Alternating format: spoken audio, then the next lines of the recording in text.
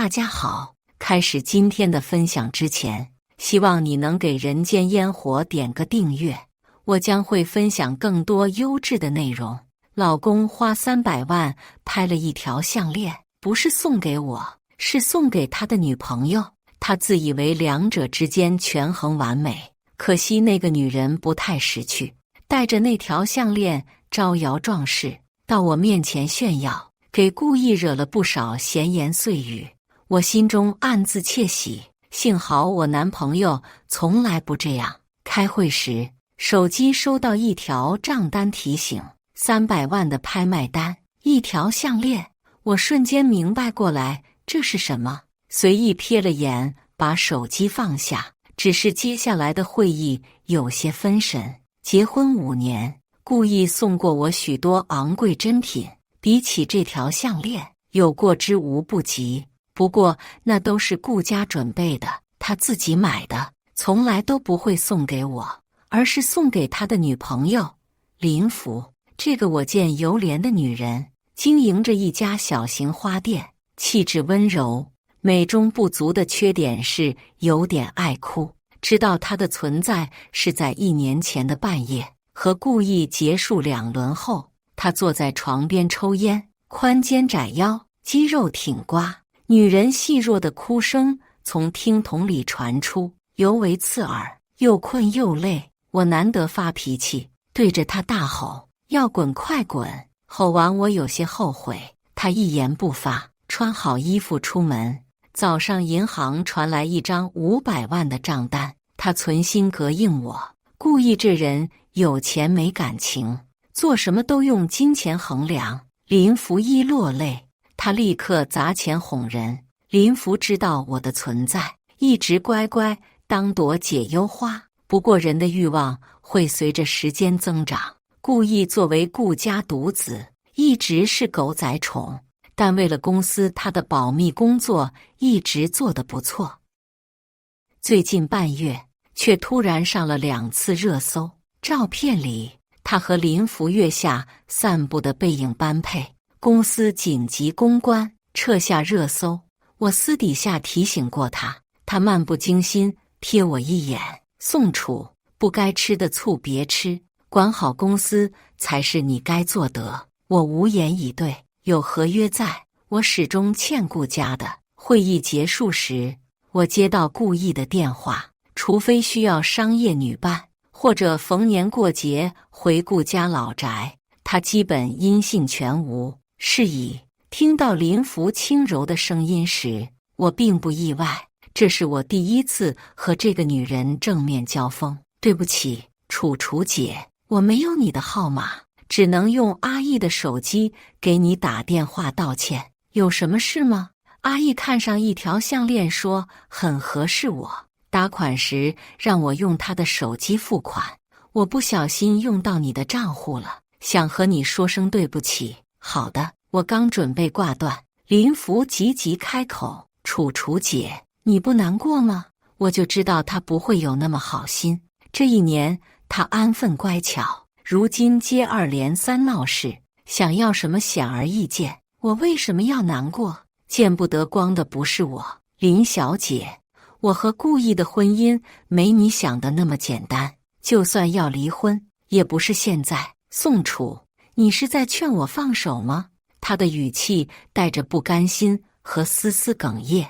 我觉得他可能听不懂人话，耐着性子好心解释，我的意思是，别再对我动手脚，否则就算我不把你的花店掀了，顾家那边也不会放过你。说完，我果断挂断电话。下午还有一个视频会议和投标大会，我没空和他探讨伦理道德。我估计林福又哭了，因为下午顾意的名字又出现在热搜上，日理万机。金贵端正的总裁手里拿着一串格格不入的糖葫芦，画面着实滑稽。评论区清一色霸总文照进现实，好羡慕顾夫人之类的。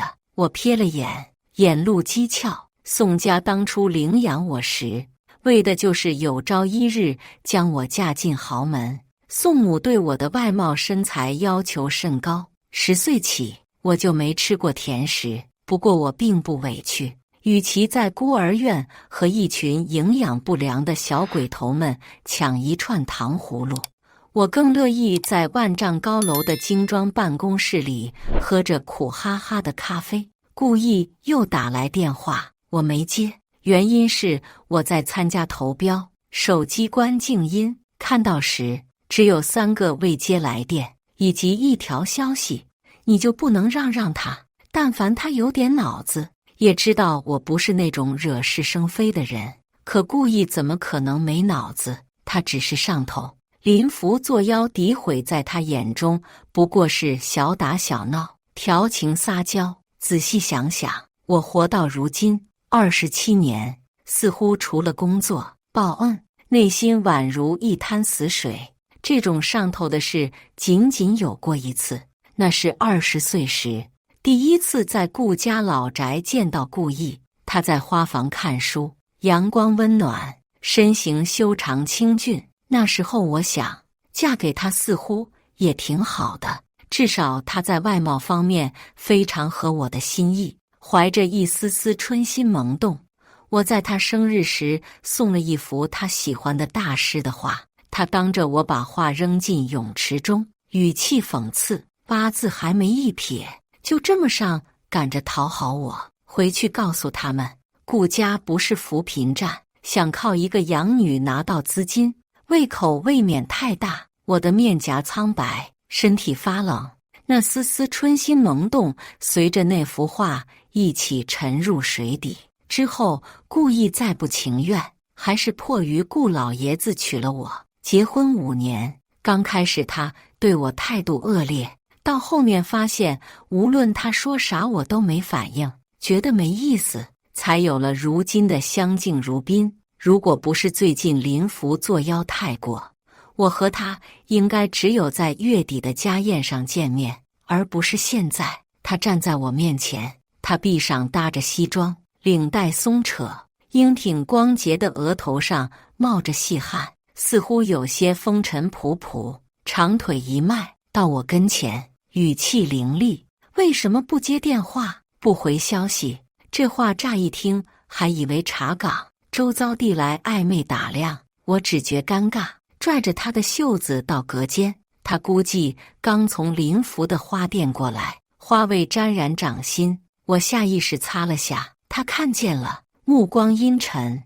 你不是永远一副谁也不在乎的样子吗？林福不过和你打电话道个歉，你就咄咄逼人，把他气哭才肯罢休。我只是提醒他，把心思花在你身上，不要动不该动的心思，否则顾家那边你和我都不好交代。这么说，我和林福还要感谢你的宽容大度了。这几天因为投标连轴转，我实在没心思争辩，拿出手机，故意猛地上前，一把拉扯我的手腕举高。清朝，急着和我妈打小报告吗？也对，你也就这一张牌可以用。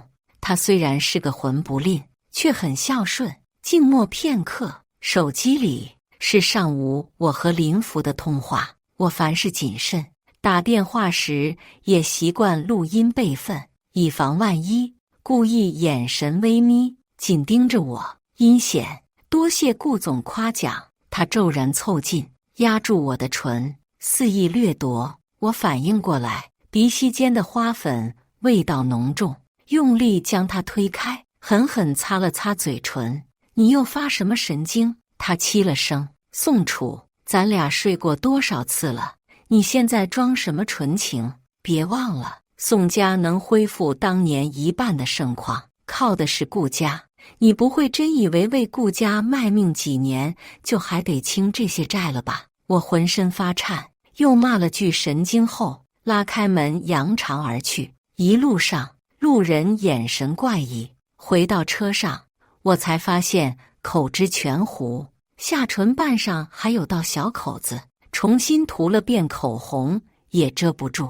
一旁的手机闪烁，3条消息来自同一个人，压迫十足。什么时候来接我？不想来别来了，陪你老公去吧。我一边踩下油门，一边拨出电话，意料之中无人接听。半个小时后，一辆卡宴停在东湖大学门前。这个时间段学生较多，我倚靠着车，想起顾意那句话，拿出烟缭绕起来。香烟、女人、豪车，向来惹人注目。不一会儿，一个青春洋溢的男大拿着手机走了过来。姐姐，可以加个微信吗？我笑了笑，刚想拒绝，桀骜声音从旁边响起：不好意思，名花有主了。陈建金纤细长指将我指尖香烟一夺，骂骂咧咧：抽抽抽，一天到晚就知道抽。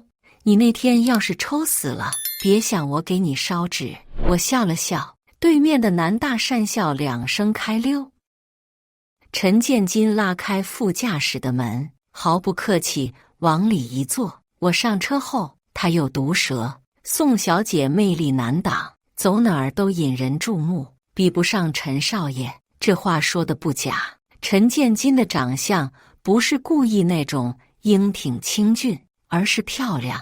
丹凤眼带着几分邪魅和桀骜，如果不开口的话，是当之无愧的花美男。陈建金还想揶揄我几句，目光往我脸上一扫，陡然一冷：你嘴上怎么回事？音落，兀自回答，又酸又畅。算了，还能有谁和你一张本上的人？我挑开话题，一会儿去你最喜欢那家药膳店吃饭，如何？随便。如果目光可以测温，此刻他俨然温度爆表。我叹气，空出手想去摸摸他的脑袋，被他躲开。他偏过头，戴上帽子，语气很闷：别说话，我现在很生气，要冷静一下。好，我看向窗外，不知何时细雨霏霏，陡然想起和陈建金认识那天，也是这样的天气，源于一个乌龙。那时候故意因为林福天天不回家，我心中烦闷，被好友拉去酒吧散心。他喝醉后挨着我说：人生得意须尽欢，你有钱有颜，故意都可以找，你为什么不可以找？我没理他，起身去厕所。一个男人喝醉了，企图对我不轨，陈建金就是那个时候出现的。当时灯光昏暗，她又长得格外漂亮，我当她是个身形过高的女人。离开酒吧后，又看见她穿着连帽卫衣，站在绵绵小雨中等车。我撑着伞走过去：小姐，刚刚谢谢你，不介意的话，我开车送你吧。她转过头，眸光清冷，眼睫上挂着雨珠。我终于看清，他是个男的。他太漂亮，气质自带疏冷。我又当他是酒吧的工作人员，脑补他凄惨的背景。于是第二次在酒吧见到时，脑子一热，委婉提出可以帮助他。那双美丽的眼睛扫过我无名指上的戒指，口吻戏谑：不好意思，姐姐，我不做第三者。25岁后，我第一次动那个想法，被他这句话打得哑口无言。第三次见面，我才知道他不是落魄被迫卖身的大学生，而是和顾家齐头并进的陈家小少爷，圈里的小太子爷。我尴尬得无地自容，结果他端着酒杯到我面前，笑声慵懒：姐姐，又见面了。之后和陈家合作，我和陈夫人搞好关系，承担起接送陈建金每周回家的工作。不过我和他之间从无逾矩，他知道我结婚了，和顾意的婚姻关系不好。我也清楚，高门赫赫的陈家绝对不会允许一个门楣落寞、离过婚的养女嫁进家门。和陈建金吃完饭，我开车送他回家。他喝了酒，开窗拂过凉风，声音也带着丝凉意：宋楚，你图什么？我一时没反应过来，直到他再度开口：其实你把心思放在我身上是错的，陈家从来不会管我的意愿，你在我身上捞不到好处。我想起圈里富太太间的八卦传闻，有几次提到陈夫人，在陈建金7岁时把他接回陈家，简直菩萨心肠，宽容大度。实际上呢，好几次我和陈夫人聊天时，他提起陈建金，目露厌烦。他也就那张脸有点作用了。夜风凉凉，我难得心软，我把你当作朋友，并不是想得到什么好处。宋楚，你别可怜我。他笑中带着苦涩。其实我特讨厌自己这张脸。那些人夸我漂亮，但我知道他们背地里都看不起我。后来认识你，我又庆幸，要不是这张脸，我早就成为你生命中微不足道的过客。我诧异转头，陈建金靠了过来，他没吻，指尖冰凉，不厌其烦摩挲着我的嘴唇，像在擦掉什么不干净的东西。我确信他醉了，因为他说：“宋楚，你什么时候才和你那个破老公离婚？”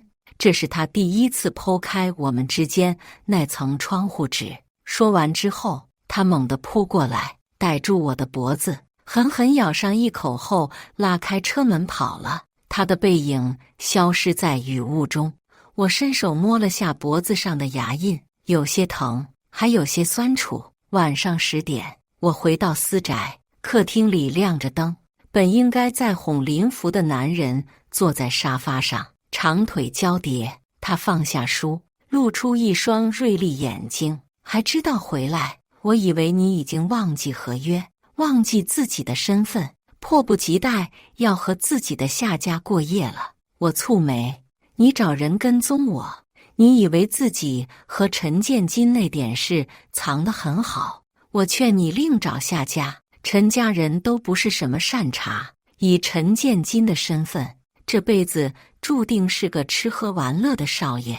他什么身份轮不到你指手画脚。音落，那本书砸在我脚下。宋楚，你要是敢在离婚前给我戴绿帽子，后果自负。我觉得他真的虚伪，他可以在外面花天酒地，沾花惹草，到我这里就只剩下后果自负。我瞥了眼书的名字面具，冷声道：“你放心，还有最后1年，在那之前，我会做好我该做的事，最好这样。”我暗自猜测，顾意今晚一定不会留下。上楼洗完澡，躺下睡觉。半夜时，感觉有人站在床前，睁开眼，什么也没有。屋外倒是传来汽车发动的声音。顾意走了，被子里的温度骤然下降。我不由得裹紧棉被，再度陷入睡眠。许是今晚和顾意大吵一架。我做了个梦。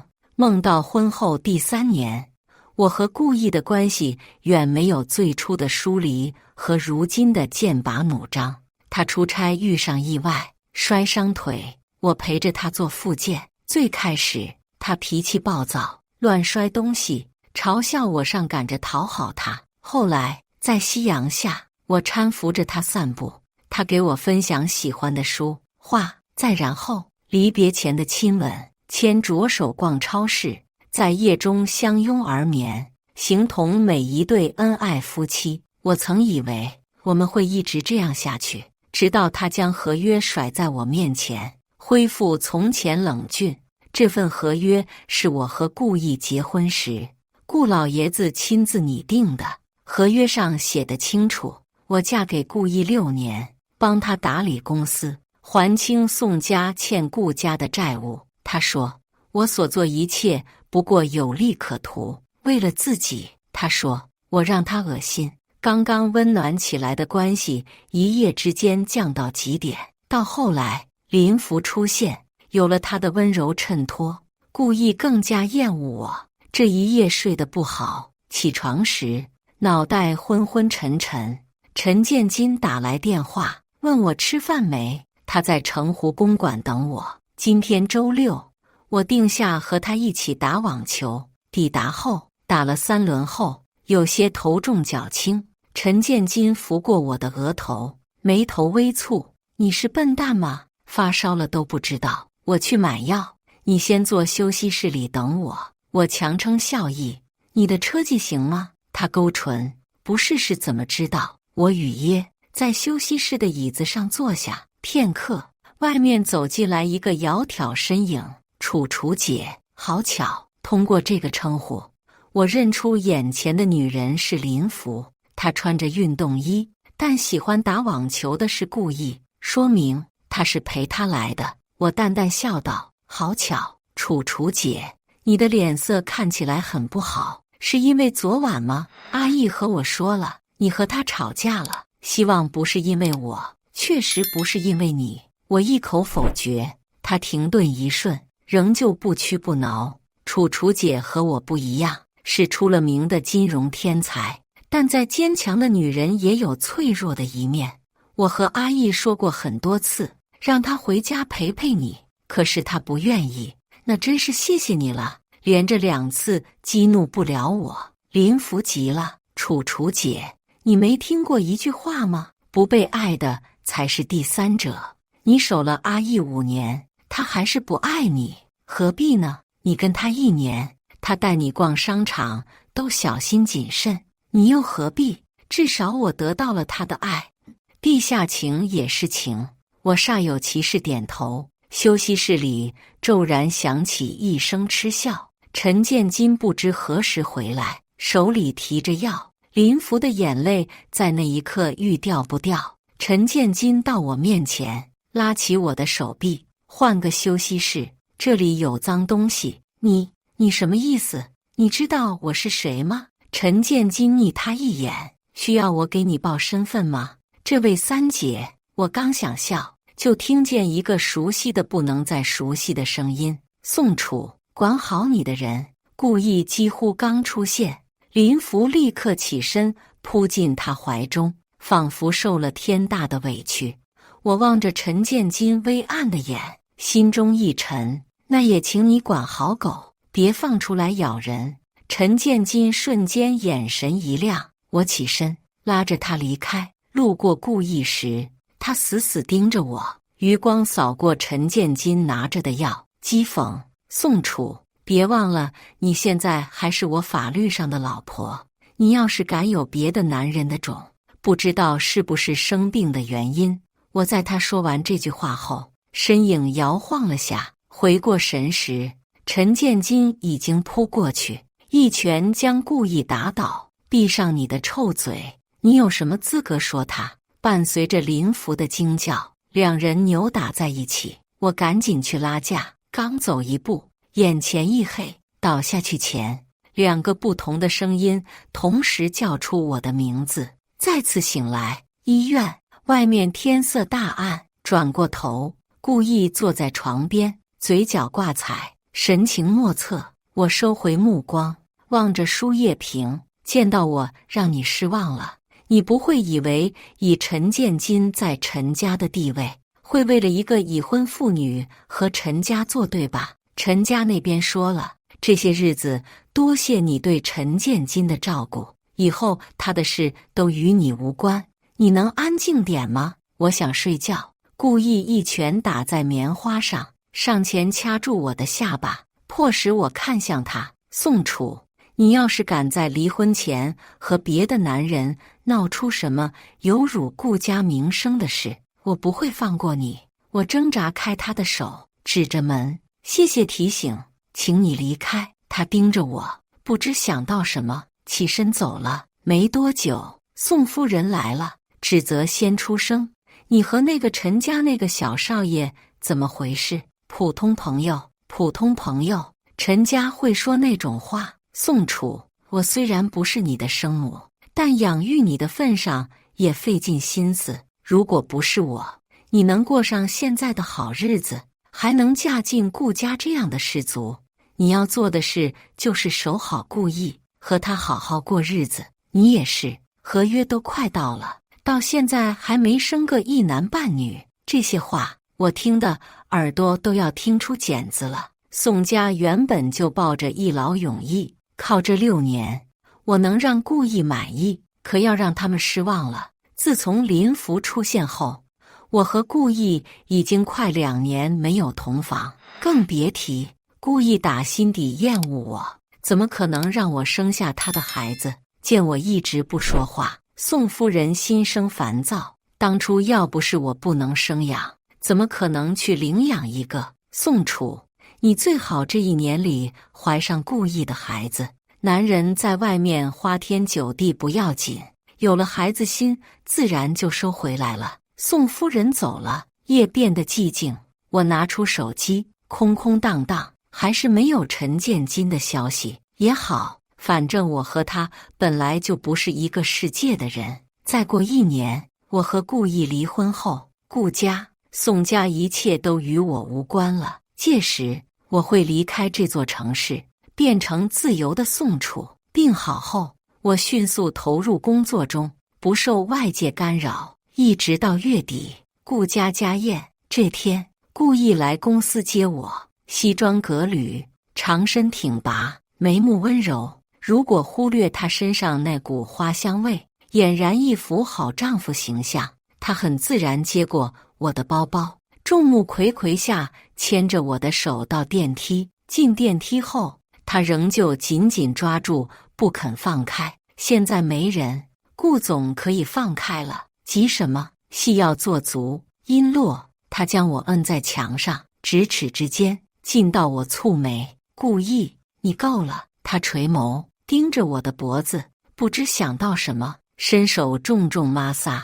我伸出手格挡，下一瞬，电梯门打开，外面站着3、3两两的狗仔，明显蹲守半晌。闪光灯咔咔作响，谁把人放进来的？顾意冷声，将我护在怀中，穿过镜头。到车上后，我用力挣脱他的怀抱。你没考虑过进娱乐圈吗？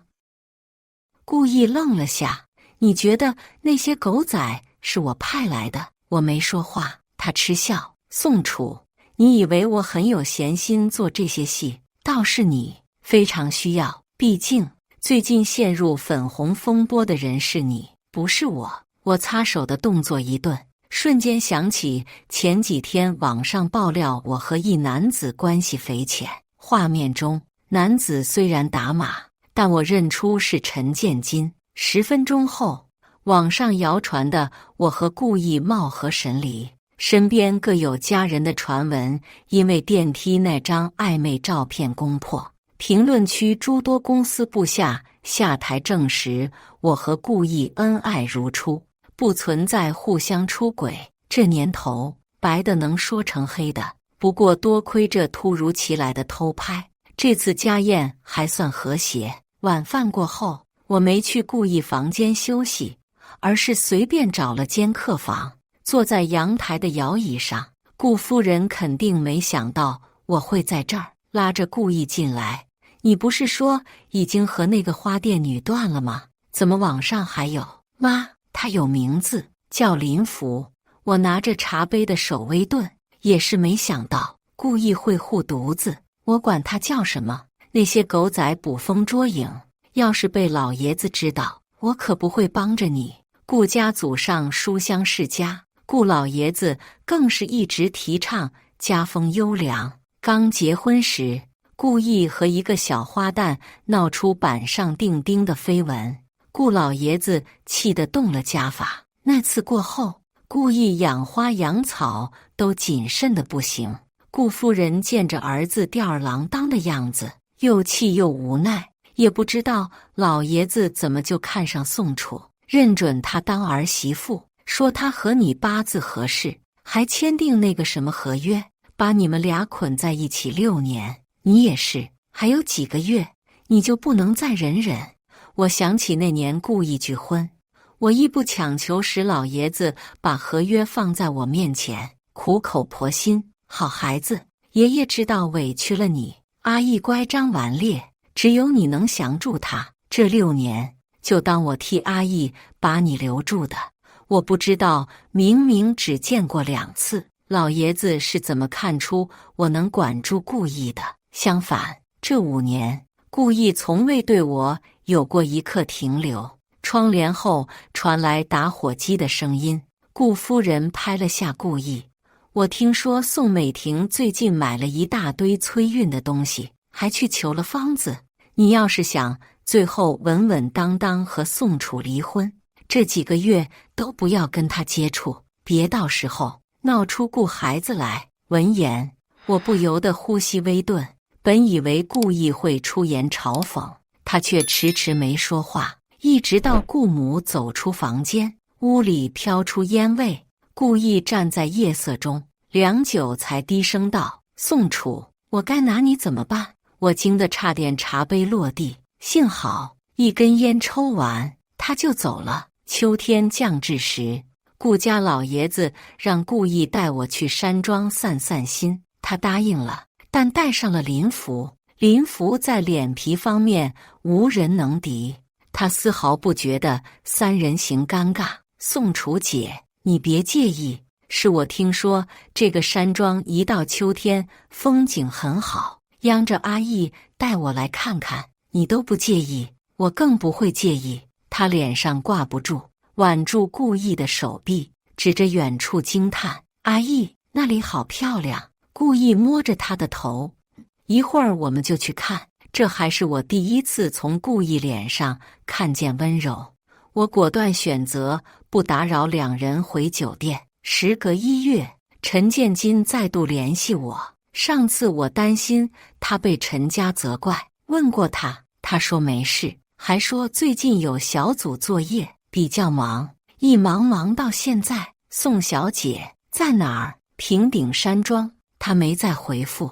我则收拾好去餐厅，一出门看见一对男女抱在一起，挨着墙壁啃得难舍难分。林福羞得埋进顾意怀中。哎呀，被楚楚姐看见了，她不会生气吧？顾意让他先回房间，自己来解决。他经过我时，目光明显带着挑衅，故意点燃一支烟，挡在我身前。烟雾缭绕中，他眸光深暗，似乎想从我脸上看出什么。你放心，我不会打小报告，不过如果你最好小心点，别被拍到。他嗤笑，烟头猛地摁灭在墙上。你最好这样。路过前台时，我听到工作人员说，下午来了一个很漂亮的客人。第一反应是陈建金，转念又想，现在陈家明令禁止陈建金和我来往，他不可能来。暮色降临，我坐在山庄湖泊边的长椅上，感受着秋风。湖对面几束烟花骤然迸发上天际，绽放出绚丽夺目的光芒。我先是吓到，旋即被烟花所震撼。这个山庄禁止都不让放烟花，但前2年有个公子哥为博美人一笑，砸重金魄力。这次又是哪个红颜故事？我笑了笑，眼前陡然出现一个人，背对着烟花，带着笑意。宋楚，烟花好看吗？心中泛起一片涟漪，我难掩惊喜。你怎么在这儿？因为太想念某位小姐。他拿出一颗糖，来得匆忙，只带了颗糖，水果硬糖藏在洁白手心。我下意识拒绝，我不吃甜食，不喜欢和不吃是两回事。那双漂亮的丹凤眼亮着真挚温柔的笑意，我伸出手接过，他自然而然坐下，脑袋枕在我肩膀上。别急着推开我，我会伤心的。刚刚他背对着烟花看不真切，现在我终于看见他额头上刚结痂不久的伤口，不可能是故意做得。我的心渐渐沉下去。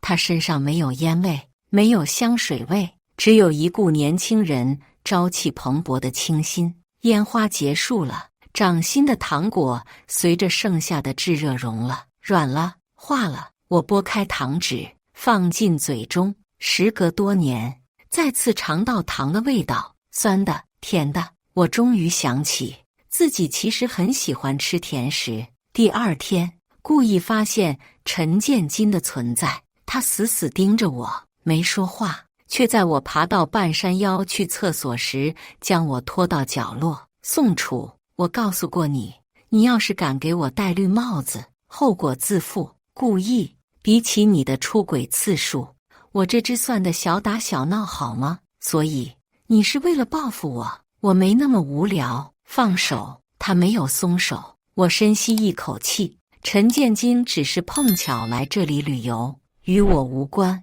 你倒是应该管好你自己。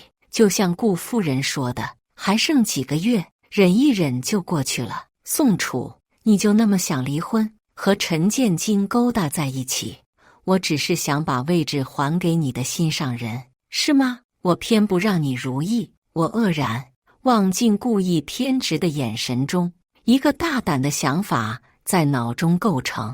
不如意的意思是你不想和我离婚吗？如果我说是呢？他的眼神不作假。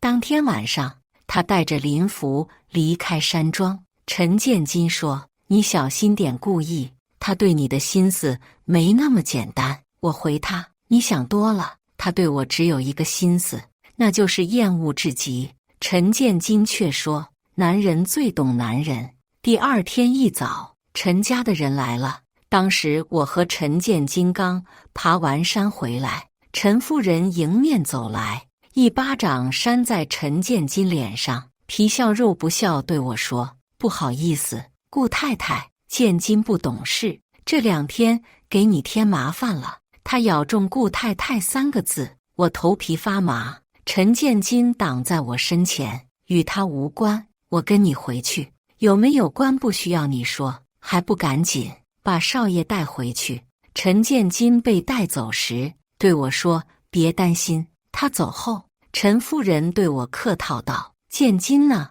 年岁小，又没教养好。但顾太太结婚5年，很多事不用我说，肯定自己也知道分寸。”最理智的回答应该是否认，但我想起陈夫人刚才那巴掌，以及陈建金额头上的伤疤，还有昨晚他在我耳边轻声说：“宋楚，我知道我说这句话挺没资格的，但我还是想留在你身边。我活了27年，从未有过特别想要的，这刻欲望成型，绘画出一张漂亮脸蛋。”我笑了笑：“我不明白您的意思，但是陈建金如果想见我，我一定会去见他。”没想到宋小姐活了27年，还会这么任性。人总要任性一回。陈家突然带人来，不用想，一定是故意的手段。我无法和他硬刚，只期待明年春天到来，合约结束。他貌似是想在离婚前狠狠膈应我一下，竟然在隔壁买了栋房子。当天，林福抱着一束花来私宅串门。我提醒顾意不要太过，他冷哼：“既然我们都要离婚了，早一天晚一天又有什么区别？”两人开启你侬我侬的生活。林福贴心到每天早上来给顾意送早餐，顾意再送他去花店。我宛如透明人，只好在公司附近订下1个月的总裁套房。刚住2天，顾母给我打电话：“宋楚，夫妻之间哪有不吵架的？你怎么能因为一点小事就不回家？”这次之后，林福不再来私宅送早餐，但我每天早上都能看见两人在隔壁门前亲得难舍难分。林福甚至扬言，故意会在老爷子80大寿当天带他去老宅。老爷子80大寿定在下个月。当天，宾客迎门，络绎不绝，故意姗姗来迟，身边却没有林福。他走到我面前，揽住我的腰，俯身贴耳：“你是我唯一的老婆，我怎么可能带别的女人来家里？”人群纷扰，眼神艳羡，探究，只有一双，深谙到令人难以忽视。我在那刻猛地推开顾意，陈建金的身影已然消失在人群中。我瞪了眼顾意，恩爱2不疑的戏我看就没必要演了。我只希望下个月我能和你好聚好散，好聚好散。你想的倒是便宜。我没理会他眼中深意，循着陈建金离开的方向去找他。到2楼尽头拐角时，一双手将我拉了过去，随即而来的是近乎掠夺的吻，咬在唇上，不容反抗。结束时，我软在陈建金怀中，他声音沙哑：“我知道你和他只是在演戏，我不生气。”客人送走后是顾家的家宴，故意端着2杯酒走过来，难得笑容和煦。宋楚，我想清楚了，从前的事是我的错，我接过那杯酒，你又想做什么？不是你说要好聚好散吗？他轻碰酒杯，一饮而尽。好，我答应你。顾家人都在，我猜他也不可能下毒，于是喝了点儿。家宴结束后，我和顾意一起坐车回家，车内开着暖气，脑袋有些昏沉，我只觉得发困。迷迷糊糊间，顾意靠在我耳边说了什么，听得不真切。等再醒来，我浑身赤裸躺在床上，身边躺在他。结婚5年，我很清楚发生了什么，忽略身上的疼痛，冷静穿上衣服。床上的男人醒了，声音带着刚醒的沙哑。这件事你要瞒着陈建金吗？还是说告诉他你被我下药了？他话音未落，我一巴掌扇在他脸上，声音颤抖。“baby”， 他舔舐嘴角，笑意森冷偏执。宋楚，我早和你说过，好聚好散没那么容易。你以为拍拍视频就能让我不离婚？他没说话，直到半个月后，我才清楚他当时的沉默。此时，我手里拿着报告单，近期的呕吐有迹可循。我没想到他会这么恨我，恨到用孩子将我和他绑在一起。实际上，我一直想要一个孩子，有了血脉牵连，一切似乎不再那么难熬。偏偏这个孩子来的不是时候，偏偏这个孩子是故意的。我失魂落魄回到私宅，开门瞬间，丝带飘向天际，偌大蛋糕摆放在中间，差点忘了今天是我的生日。顾家、宋家的人围成一个圈，将我囚在中间，他们脸上挂着的笑意明晃晃。我心中闪过一丝不祥念头，直到顾夫人亲昵拉住我的手：“阿义已经和我说了，千错万错，孩子没错，好好生下来，过好日子。”罪魁祸首站在蛋糕前，一脸神劝在握。大家七嘴八舌，从怀孕初期讲到孩子出生、成年、结婚生子，没有人记得今天是我的生日。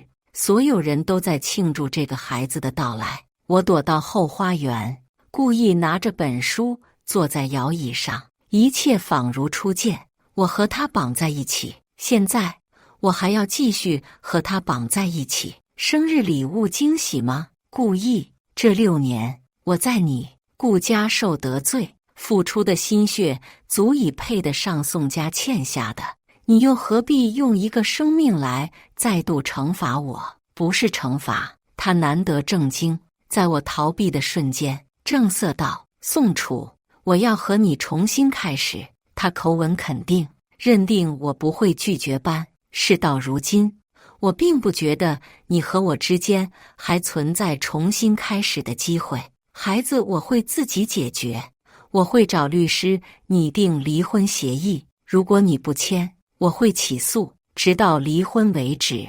故意目光平静，明明坐着，却自带上位者的自信。孩子你怎么解决？打掉。我记得你一直想要一个孩子，又或者生下来，只要你敢生下来，不止我，顾家一定会想方设法把孩子要回来。你觉得离婚后成为宋家弃子的你，有什么能力夺回这个孩子？我怎么样与你无关。我咬牙切齿，转身离开。别告诉我，你准备靠陈建金。宋楚，你要是敢让我的儿子管一个上不了台面的私生子叫爸爸，我饶不了你。原本走出花厅的我转身快步到顾意面前，狠狠给了他一巴掌。顾意，你再一次让我觉得恶心。突如其来的孩子让我感到迷茫，脑子里堆砌的话都是我不得不面对的现实。只要我脱离宋家，故事的走势就由不得我。路过小门时，宋夫人将我拉到一边：“你怎么回事？顾意那儿招你了？”幸好刚刚花房没人，要是被顾家看见，少不了怪我没教好你。他盯着我毛衣盖住的平坦小腹，这个孩子来的真是时候。这下好了，顾家本来就子嗣单薄，肯定把你当宝贝供着。故意要是提离婚，你就拿孩子威胁他，等孩子生下来，你的地位就稳了。我会和他离婚。他脸上的笑意化为乌有，食指戳着我的脑门。离婚？你胡说八道什么？我好不容易让你嫁到顾家，怀了嫡孙，你诚心和我作对是吧？我用6年还清了宋家欠顾家的，也还清你对我的养育之恩。我和顾意离婚后，我和孩子与顾家、宋家再没有任何瓜葛。你反了你，要不是我，你能有今天的好日子？指不定在那个村里生了一堆孩子。你以为你欠我的，靠这几年还得清？宋夫人气得失去教养。我挣开她的手，离开私宅。晚上9点，我站在乙江边拿出烟，忽然想到肚子里的孩子，刚想收回去，一双手夺走烟，抬眸，灯下亮着的是一双明亮漂亮的丹凤眼。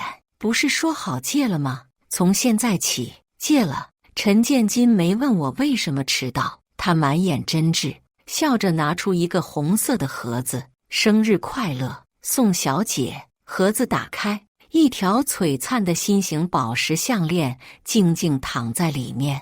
宝石绝非普品，但做工稍显粗糙。余光中，我瞥见那双白皙的手上若隐若现的小伤口，是他亲手做得。他的手微微躲开，试一试。我见到他的第一眼就知道很适合你。他拿起项链替我戴上。路灯下，影子交叠，依偎在一起。陈建金，你以后会骗我吗？不会。好，我要和顾意离婚了。后脖上的手顿住，初春傍晚触碰到的肌肤有些发烫。还有，我怀孕了，这个孩子我会生下来。灯，话音刚落，项链落了下来。尽管陈建金动作很快，还是砸在地上。他蹲下身去捡，却迟迟没有起身，背脊单薄又无助。既然决定在一起，那就必须坦诚相待。只是这一刻，我声音不自觉带着几分颤。你要是介意，以后我们就不要再见面。宋楚，你为什么总这样？他猛地抬头，眼眶红红的。为什么每次出事想的都是和我撇干净？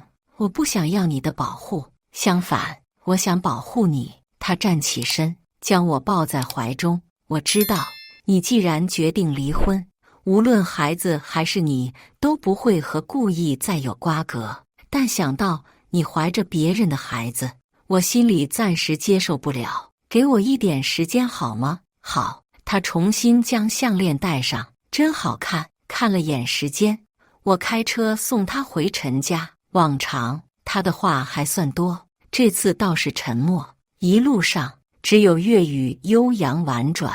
车一路行驶进郊区，车辆开始变少。我这才注意有辆 Panamera 20分钟前就一直在离我不远的后方行驶。我以为是故意派来监视我的人。下一秒手机响动，未知来电。电话那端，熟悉的女音带着显而易见的疯癫。宋楚，你很得意吧？装得满不在乎，结果费尽心思怀孕，为的就是不和阿义离婚。林福，后面那辆车是你吗？话未完，后面响起刺耳鸣笛。那辆车加快速度，猛地冲撞上来。我快速打反向盘，已然来不及。短短几秒，天翻地覆。在有意识时，汽油味、血腥味粘在空气中，很冷，很困。温热的液体落在脸上，是陈建金的血。关键时刻，他抱着我，用身体扛住大部分伤害。我第一次感到害怕，开始哽咽。别哭啊！他的声音沙哑、粘稠。宋楚，我想好了，以后我会好好保护你和孩子。来不及感动，原本挂在护栏边缘的车松动，向山下滚动。世界彻底陷入黑暗。最近我总是做一个梦，梦里有一个看不清的男人，声音好听，一声一声叫着宋小姐。我问顾意，他说这是创伤后应激，这个男人根本不存在。顾意是我的丈夫，这是我们结婚的第6年。1个月前，我在赶回来过生日的路上出了车祸，醒来后见到的顾意胡子拉碴，面容憔悴。他说好害怕失去我，还说幸好我和孩子都没事。车祸很严重，庆幸的是我没受到什么重大伤害，我没花太多时间消化肚子里未知的孩子以及未知的丈夫。婆家人、我的母亲、父亲都证实我确实和顾意非常恩爱。至于如此相爱，为什么6年才怀上孩子？顾意说是我之前是个朝9晚5、殚精竭虑女强人，怕孩子耽误工作，一直没有备孕。说起这件事时，他面露埋怨，责怪我那时对他忽略太多，导致他受不了，想和我离婚。刚好有了孩子，打消他的念头。我出车祸后，他比从前更加珍惜我，发誓再也不和我分开。对上他真挚又可怜的小眼神，作为妻子，我应该抱住他，好好安慰。不知为何，我心底稍微有些抗拒。出院后，我回到私宅，这个婚房与我想象中的不一样，精致到冷清，不像住了6年的婚房，像价格昂贵的民宿。主卧摆放着一张巨大的结婚照，6年前的我和顾意，婚纱西装，郎才女貌，瞧起来稍微有些违和。我指着照片，你看起来似乎不太愿意和我结婚。轻飘飘一句话，他立即反驳：怎么可能？你失去记忆了才会这样想。这张结婚照挂了6年，该换了。老婆，改天我们去拍张新的。我没有异议。医生说恢复记忆只能慢慢来，这段时间我则在家中安静养胎。顾意对我是真的好，他不放心营养师，于是自己学习营养餐，摇身成为大厨。我孕中挑食，他会开1个小时的车买我喜欢吃的甜点。孕检、按摩、孕班，每一个他都不曾落下，亲力亲为。一起报班的准妈妈对他印象深刻，说我嫁了一个好老公，又帅又多金。彼时老师正在教奶爸给新生儿洗澡，一眼看过去，顾意鹤立鸡群般，手法轻柔细致，面上没有丝毫不耐烦。没学会时，他会温声询问。年轻的女老师话语都带着紧张。我的肚子开始显怀时，顾意想趴在我的肚子上听胎动，我轻轻推他，才3个月不到，怎么可能听得见？胎动至少要5个月。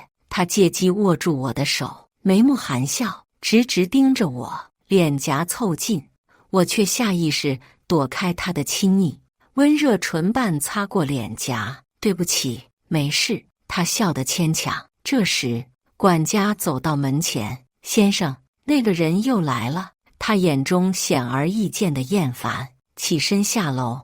我伸出手擦拭刚刚故意吻过的地方，心中的怪异久久难以消散。记忆会说话，身体不会。我和顾意真的相爱过6年吗？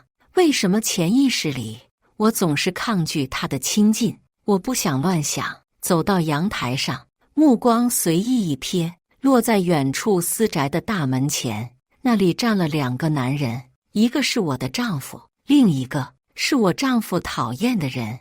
这是他第2次来这里，依旧没能进来。上次我见得不真切，这次终于稍微看清，很年轻，并且很漂亮，漂亮到让我这个女人有点自惭形秽。他们又打架了。故意被他抡了一拳时，我没有感觉；他被反打时，我不由得眉头一蹙。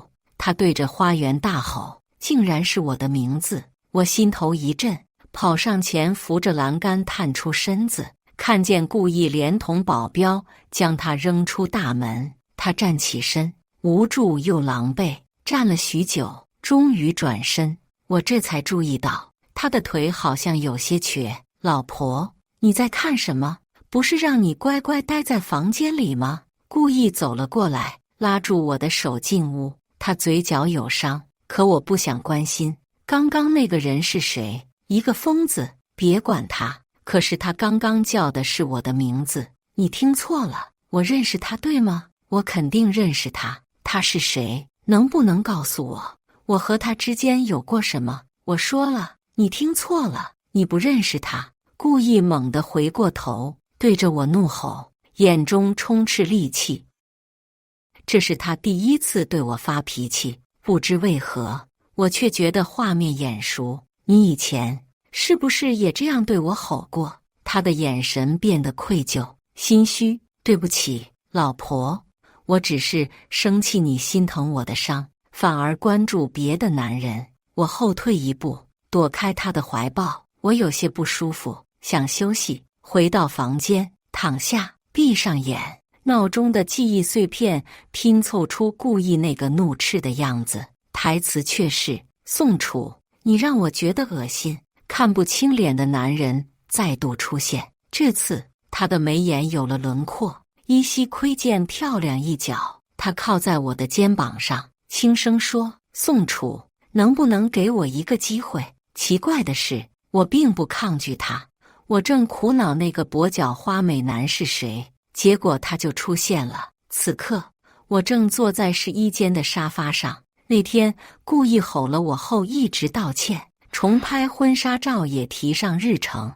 我等他换西装，门被推开，跛脚花美男走了进来，西装革履，分外养眼。他显然走错，说了句抱歉，却在抬眸眼中一热。宋楚，他果然认识我，并且关系不一般。我刚想问话，门外传来一个娇俏女声：陈建金，男试衣间在这儿。一个打扮精致的女人走进房间，熟练挽住他的手臂。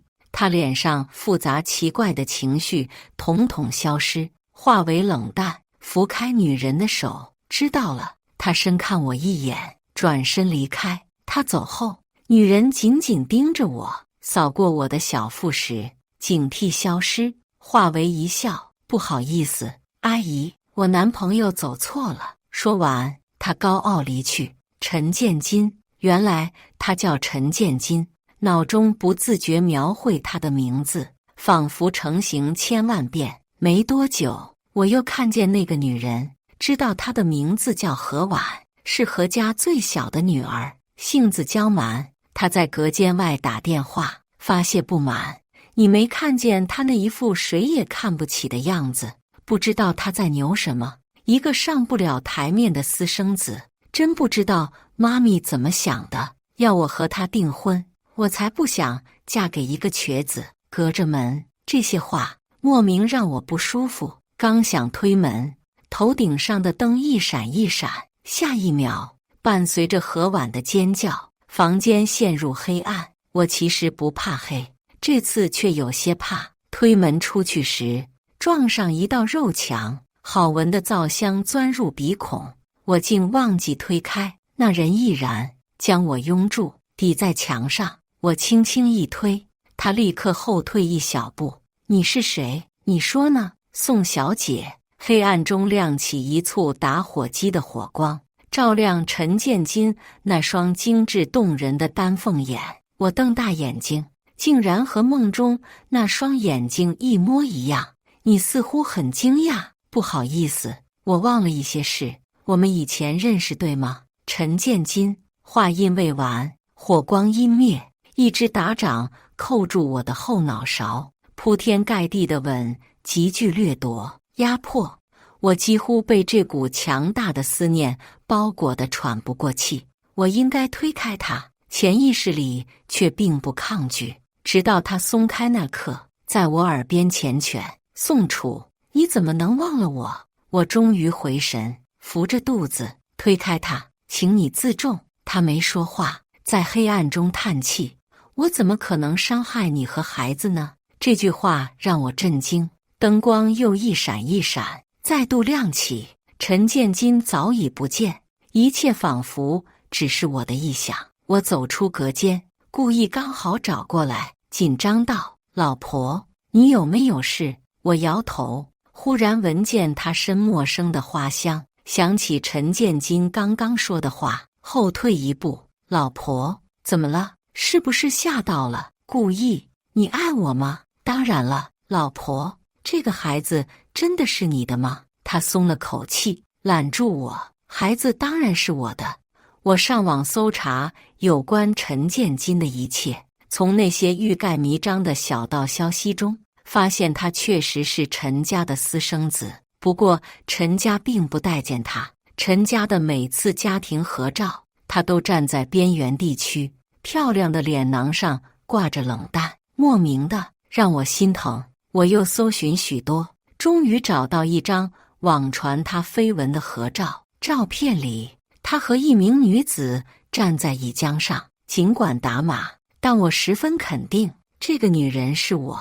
回宋家这天，我决心问问母亲，她作为我的母亲，肯定知道什么。因为急切，我忽略她不自然的亲昵，问她自己和顾意差点离婚的原因。她表情一顿，这都多久以前的事了，你还提他做什么？当时顾意忙，你经常和他大吵大闹，还说要离婚，但过日子哪有不吵架的？当务之急，好好养胎，给我生个外孙，才是你该想的。和顾意的说辞完全不一样，不知道哪个是真，哪个是假，又或者都是假的。不过我相信，当母亲的肯定不会害自己的孩子，直截了当把心中的想法说出来。妈，陈家小少爷陈建金是我什么人？仅仅一句话，母亲手中的杯子落地，她当没听见般。我再三逼问，她才说，那是你以前不懂事，做错事，不过好在你有了孩子，悬崖勒马，也忘了以前的事。这是老天爷想让你和顾意重新开始，和我想的一样。顾意的怒火，陈建金的亲昵，除了出轨，我再也想不到其他版本。但过去是过去，现在我有了孩子，顾意对我很好，应当斩断。正好这段时间，顾意早出晚归，我私下约陈建金见面。到咖啡厅时，他靠窗而坐，这张脸阳光倾落时都带着偏爱。我坐下，没有给他叙旧的机会，直接说明来意。陈建金，以前的事我已经知道，不管之前我和你到了哪个地步，现在我只想过好自己的日子，以后我全当从来没有认识过你，希望你也是。他沉默许久，那双漂亮的眼睛盯着我，没有欲望，偏执，沉甸甸的，像一张捉摸不透的迷网。阳光泛过，好似生出泪意，我又不自觉心疼，只好偏过脑袋，再度重申我的意思。你明白了吗？宋楚，你现在幸福吗？他莫名其妙问道，声音沙哑。我犹豫片刻，我现在很幸福。那就好，你要一直幸福。如果他对你不好，宋小姐，欢迎你随时来找我。他吊儿郎当开口，笑着笑着抬手捂住自己的眼睛，这次不是反光，是真的哭了。晚上我回到私宅，不知为何满脑子都是下午陈建金美人落泪的画面，没注意到客厅亮着落地灯，灯下的男人浑身散发着冷然，还知道回来。我不明所以，刚走上前，对上他冷炙目光。我不是告诉过你，陈建金和你没关系吗？为什么要背着我去见他？你派人跟踪我，如果不这样，我怎么能知道好吃好喝供起来的老婆怀着孩子也要去见眼男人？我更加确信之前自己为陈建金做过过分的举动，导致一贯温和的男人一提到他就会大发雷霆。心中的愧疚冲刷被监视的怒火。顾意，你误会我了，我只是想找他说清楚，他仍旧在怒火中，长臂一挥，我没设防，上前那刻挥倒在地，肚子传来一阵疼意，我紧蹙眉头，他反应过来，慌忙将我抱起来，大叫管家，家庭医生很快赶来，幸好没什么事。故意满头大汗，蹲在床边，紧紧握住我的手。对不起，老婆，我只是太生气，没想伤害你和孩子。我知道他是无心之举，给他找了个想喝粥的台阶。他立马下楼去准备，随身带着的手机过于着急，忘在一旁。想第二遍时，我怕是公司有事，拿起来接了过来。那头立马急促道：“先生，林小姐一直闹着要见您，还说您如果再不来见她，她就把孩子打掉。”一股寒意从心底升起。电话那端的声音逐渐变小。过了许久，我才找回神智，输入自己的生日，打开手机，删除了那条通话记录。故意回来时，我又一次问他：“故意，你爱我吗？”他放下碗，将我揽在怀中，语气温柔：“你是我老婆，我不爱你，我爱谁？是吗？那你身上的花香味又来自哪里呢？”翌日，故意出门后，我开车跟着他一路到了一栋别墅。我看着他下车，手里提着一个蛋糕。一个年轻貌美的女人挺着5个月的孕肚从里面走出来，身后跟着焦急的保姆。故意面对这个女人时，脸上尽数不耐烦，可还是在女人跑过来的瞬间，单手接住她，语气烦躁：“林福，我最后说一次，你要是再拿孩子威胁我，直接滚！”林福丝毫不生气，挽住她的手臂，娇嗔道：“你嘴上说着不在乎，我说想吃这家的蛋糕，你还不是给我买了？”我眼睁睁看着他们俩依偎着进屋。2个小时后，故意才出来，我则下车，冷静走进这栋别墅。这栋别墅比不上私宅，却处处透露着小女人的温柔缱绻。院子里种满鲜花，装饰温馨。林福坐在沙发上，见到我丝毫不意外。我就知道，迟早有一天你会来找我。你和故意多久了？看来阿义说的是真的，你真的失忆了。他眼中带着可怜。也对，要不是失忆，你现在怎么可能这么冷静？想知道我和阿义的事吗？求我呀，我就告诉你。他冲我挑衅一笑，我的目光落在茶几上的水果刀上，上前一步，拿起水果刀落在他脖子上。他吓得捂住肚子，大叫：“宋楚，你要是敢动我，阿义不会放过你的。”我如果没猜错，你是靠这个孩子留住故意的。你说，如果孩子没了，故意是留你，还是留我这个怀着孕的妻子？他脸色煞白。你想听什么？我都告诉你。你先把刀放下。进入别墅到离开别墅，从头到尾我都十分冷静。上车那刻，我忽然有些恍惚，扶住车门，愣了一会儿，然后弯腰狂吐，却什么也吐不出来，只流眼泪打转。和我结婚6年，口口声声爱我的丈夫，有一个长达2年的情人，并且这个情人现在还怀着他的孩子，多可笑！我开车直奔宋家，没让人通报，径直上楼，却听见楼上母亲的声音：“老宋。”我心里还是有些慌。那天宋楚莫名其妙问起陈家那个私生子，你说他万一想起来了，又闹着要和故意离婚，咱家该怎么办？当初领养的时候就跟你说了，找个乖巧点的，你偏说他好看，就要他。现在好了，性子指不定随了他亲爸亲妈，一点事就要死要活。你怪我，要不是你在外面养私生子，我会那么着急。我靠着墙，心中像是空了一块，漏着风。直到保姆的一声小姐，宋夫人从里面跑出来，那一刻，她脸上的慌乱无处遁形。我没理会她的叫喊，径直下楼。丈夫骗我，父母也是假的，一切像故事般在脑中连成一片，鲜血淋漓。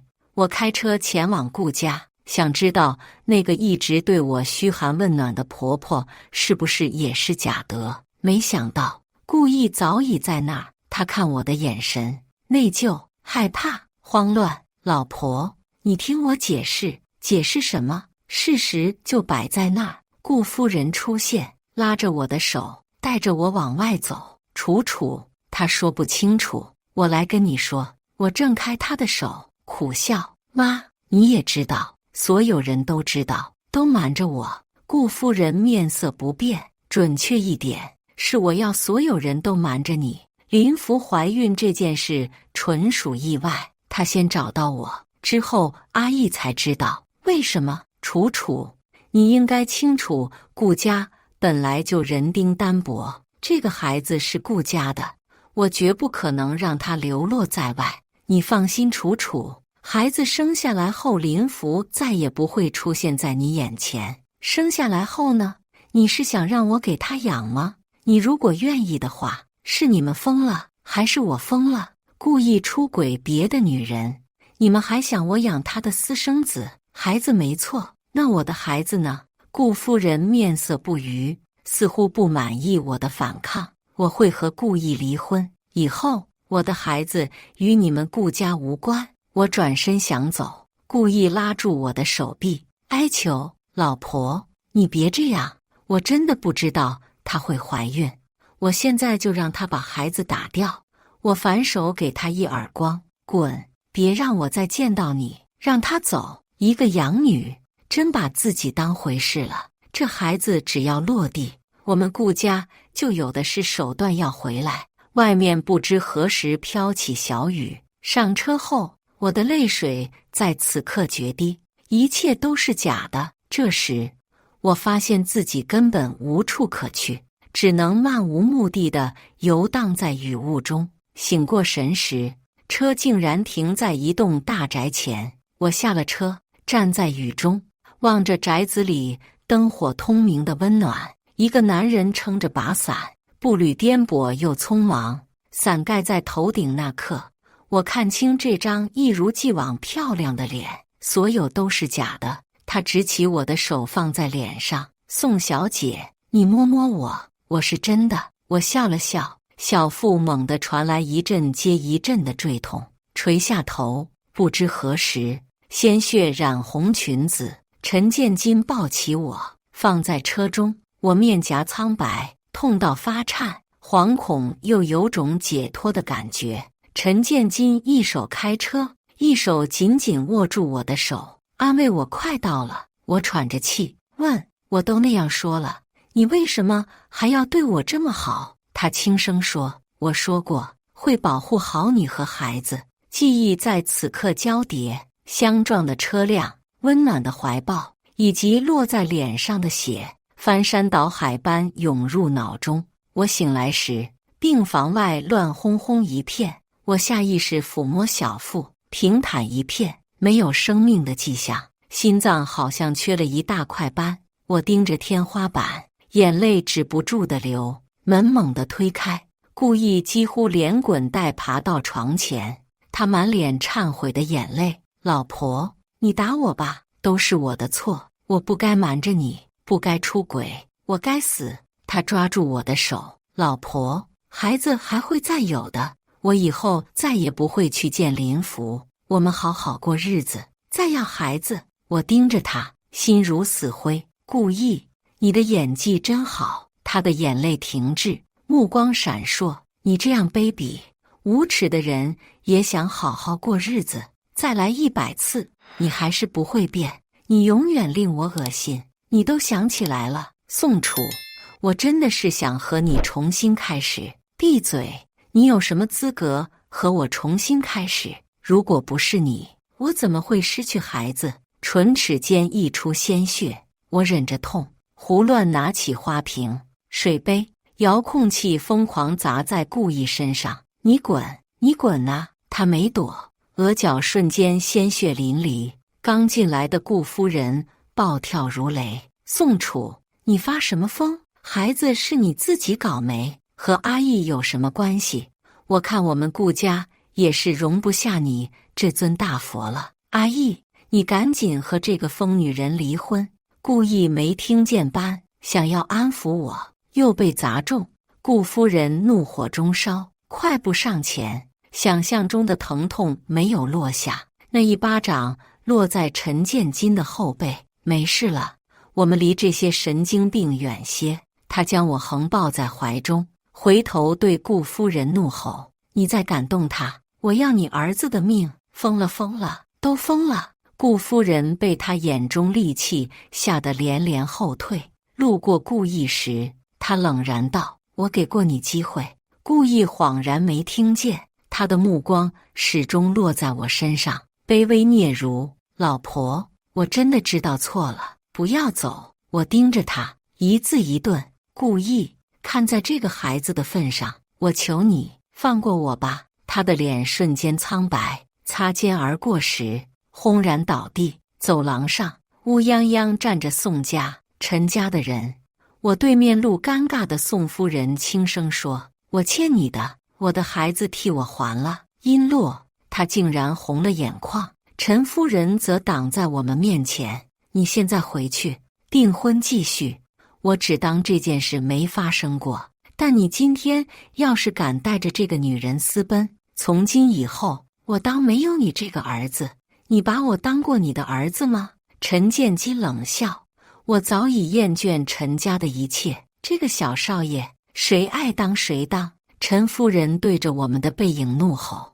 我心疼地拍拍她的肩头，她低头温柔笑道：没关系，我早就不痛了。宋小姐，从今以后你自由了。是我们番外坐落在森州沿海片段的一家叫楚楚小酒馆，最近生意爆火，吸引大批游客。原因是老板娘现身了。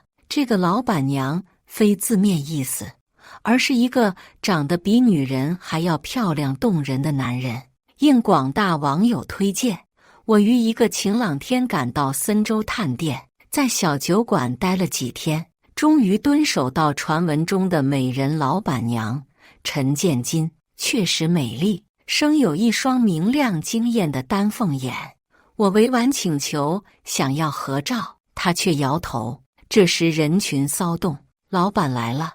那是个极其美艳的姐姐，比起美貌，更多的是温柔气质，令人沉沦。她一出现，老板娘的视线就没再落到他人身上，一心一意追随着她。两人没待多久就走了。